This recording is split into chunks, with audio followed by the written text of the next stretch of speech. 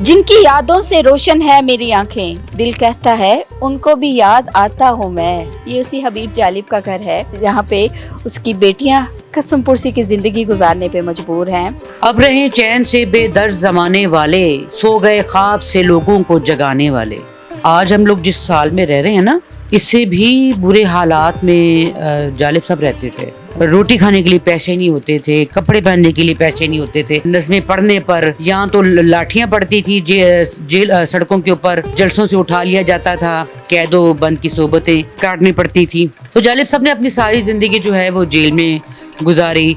रिश्तेदार जो थे वो उन्होंने अपने भयानक चेहरे दिखाए। मैं गज़ल कहूँ तो कैसे के जुदा है मेरी राहें। जिनकी यादों से रोशन है मेरी आंखें, दिल कहता है उनको भी याद आता हूँ मैं। हबीब जालिब साहब किसी तारुफ के मोहताज नहीं है, एक अजीम शायर जिन्होंने अपनी शायरी से नौजवान नस्ल को मोटिवेट किया। क्या कोई सोच सकता है कि इस वक्त मैं जिस घर में मौजूद हूँ, जिस घर के बाहर, वो घर हबीब जालिब साहब का है। ये हबीब जालिब वो शायर हैं जिनके बारे आपने हर पेज पे उर्दू की हर बुक में जब कोई नज़म होती थी, जब कोई गज़ल होती थी, तो उसके लास्ट में जो नाम लिखा होता था हबीब जालिब। ये उसी हबीब जालिब का घर है जहाँ पे उसकी बेटियां कसम पुरसी की ज़िंदगी गुजारने पे मजबूर हैं। कहते हैं ना कि वक्त एक जैसा नहीं रहता। आइए आज आपकी मुलाकात उनकी बेटी तायरा हबीब जालिब से करवाते हैं और जानते हैं कि क्या वाकई ही ये हबीब जालिब साहब का घर है। आइए तो इस घर में रहने वाली तायरा हबीब जालिब से आपकी मुलाकात करवाते हैं।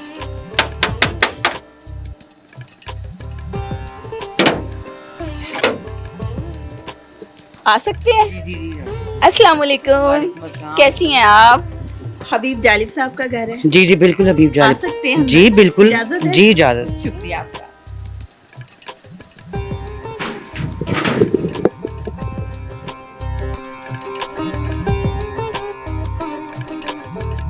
अब रहे चैन से बेदर्द जमाने वाले, सो गए ख्वाब से लोगों को जगाने वाले।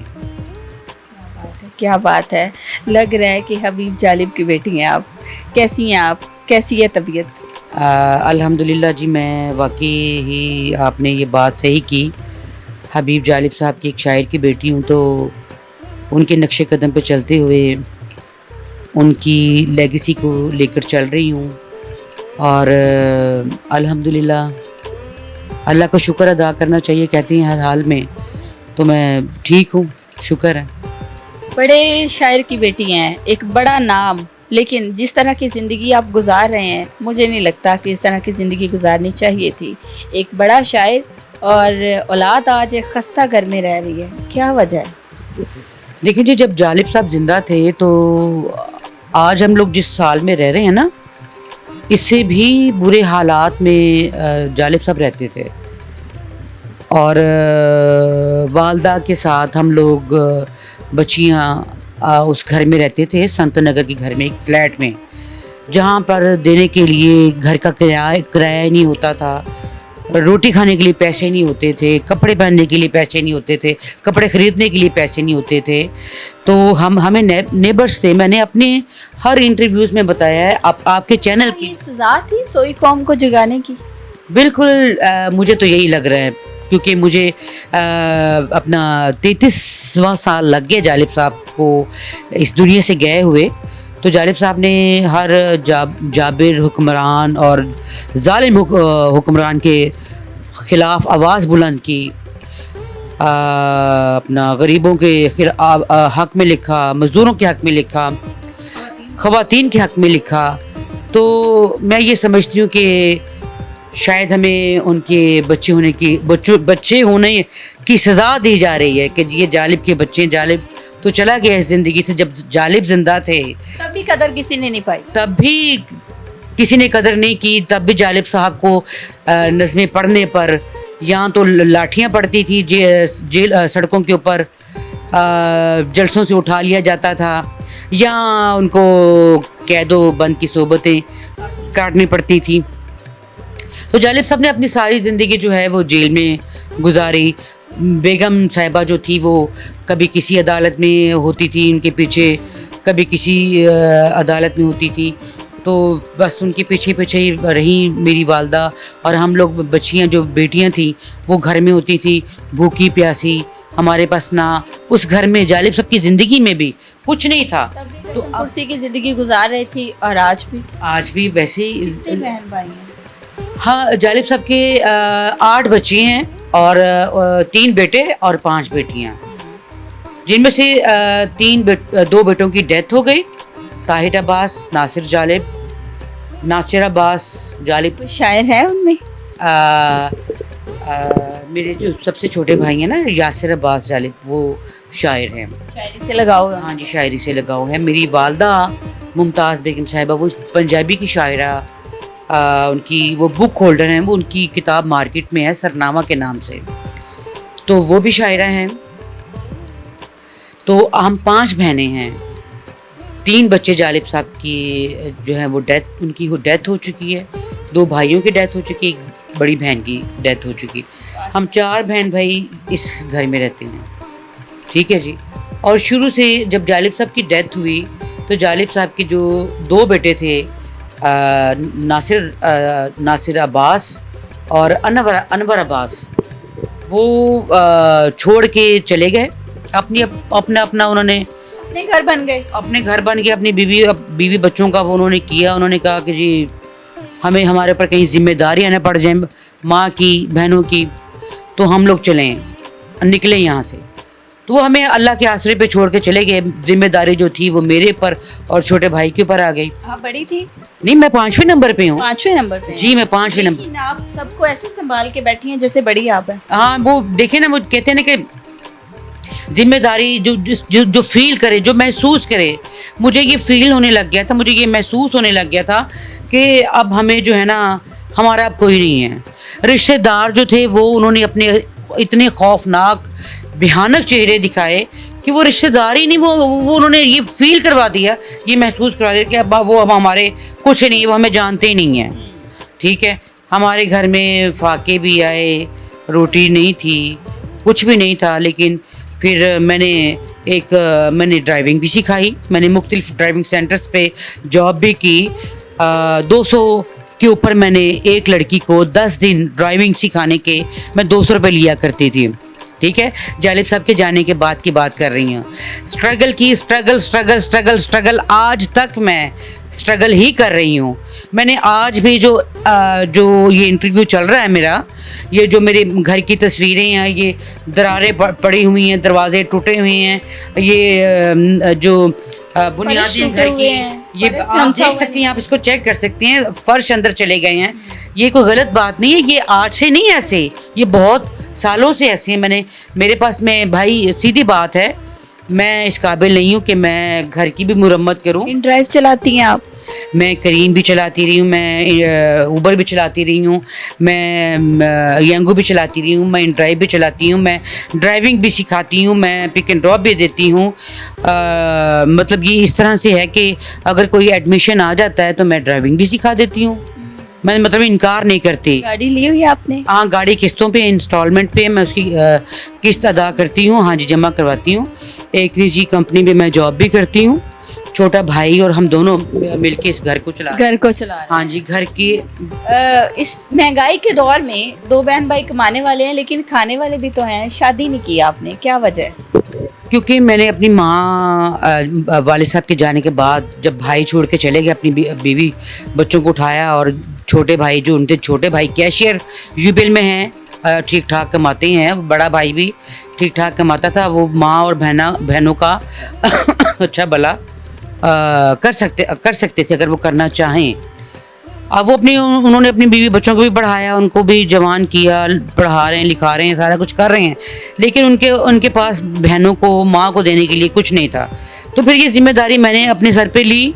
मर्द बन गई आप? मर्द बन के अपने लेकिन मर्द भी शादी कर लेते हैं। शादी अगर मैं कर लेती तो मैं अपने बाप के नाम को किस तरह से लेके चलती, अपनी माँ को किस तरह से देखती। ये अपनी बहनों को, बाप का नाम बहुत, जालिब का नाम बहुत बड़ा है, मैं अपनी बहनों को बेयारो मददगार नहीं छोड़ सकती थी। बताती हैं कि मैं हबीब जालिब की बेटी हूँ, तो लोगों के क्या तासुरात होते हैं? वो अपना सर पकड़ के बैठ जाती है। शॉक्ड हो जाते हैं ना? बिल्कुल बिल्कुल बिल्कुल। और मैं कोई लेविश लग्जरी ज़िंदगी नहीं गुजार रही, मैं जालिब साहब की ही ज़िंदगी गुजार रही हूँ, उनकी तरह से ही रह रही हूँ, सादगी की ज़िंदगी गुजार रही हूँ, गुर्बत की। हाँ जी बिल्कुल। और मुझे कोई ख्वाहिश नहीं है और मुझे अब इस तरह से रहने की आदत पड़ चुकी है। गवर्नमेंट की जानिब से कभी कोई इमदाद मिली हो या किसी ने कोई फाइनेंशियली सपोर्ट मैंने की बहुत हो? सारे इंटरव्यूज़ दिए हैं सोनिया, मैंने, मेरी बहन मैंने बहुत, अगर आप उठा के देखें ना यूट्यूब पे अगर सर्च करें ताहिरा हबीब जालिब के नाम से, तो मैंने क्रीम के हवाले से टैक्सी मैं चलाती हूँ, इसके हवाले से भी मेरे बहुत सारे इंटरव्यूज़ यूट्यूब के ऊपर हैं। तो अगर किसी ने आना होता या किसी ने पूछना होता तो यहाँ पे आए। मैं बल्कि आपके चैनल के तवज्जुह से सब लोगों को कहूँगी कि मैं किस तरह की ज़िंदगी गुजारी है, आप प्लीज़ आएँ और मेरे घर को देखें और आपको पता चलेगा कि मैं कोई लेविश ज़िंदगी नहीं गुजार रही और मुझे कोई ख्वाहिश भी नहीं है और मैंने कोई किसी से कोई अपील भी नहीं की। मैं अल्हम्दुलिल्लाह अपने बाप के नाम को कैश नहीं करवा रही। किसी से कुछ शिकवा है?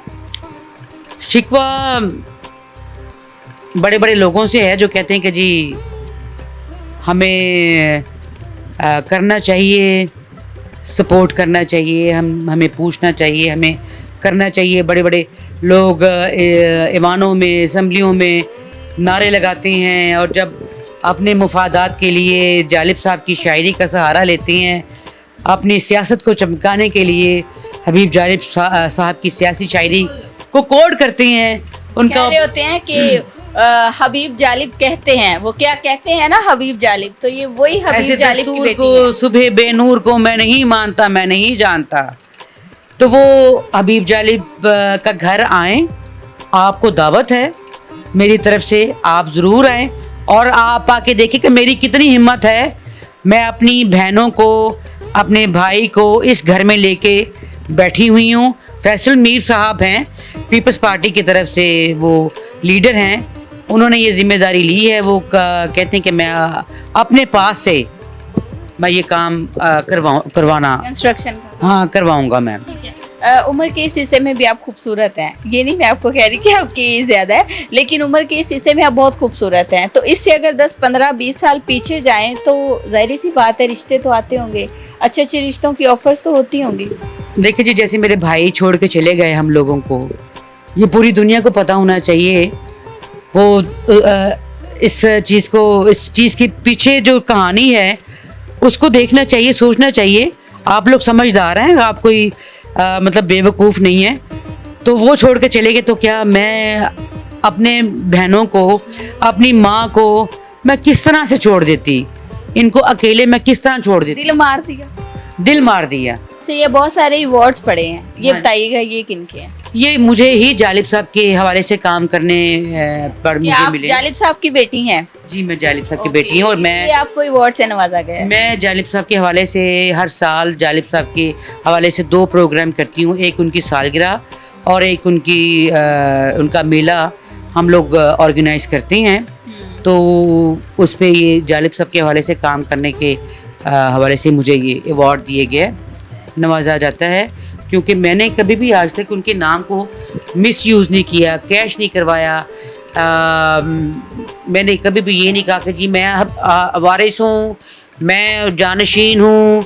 मैं कोई जानशीन नहीं, मैं उनकी बेटी हूँ और एक जालिब की वर्कर हूँ।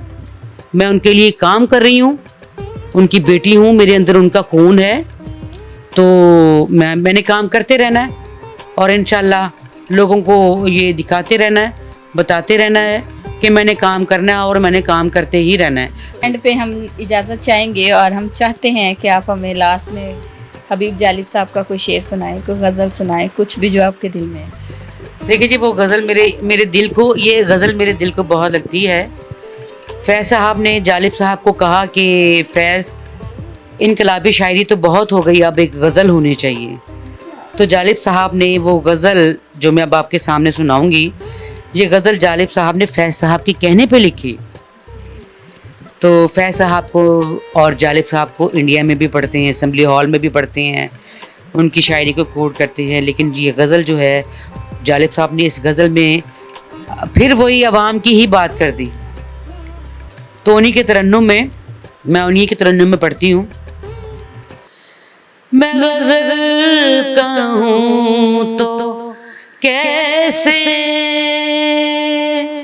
के जुदा है मेरी राहें, मेरे इर्द गिर्द आंसू, मेरे आस पास आहें, मैं गज़ल कहूँ तो कैसे। Thank you thank you so much. बहुत बहुत शुक्रिया, आपने इतना टाइम दिया, बहुत शुक्रिया। बहुत शुक्रिया।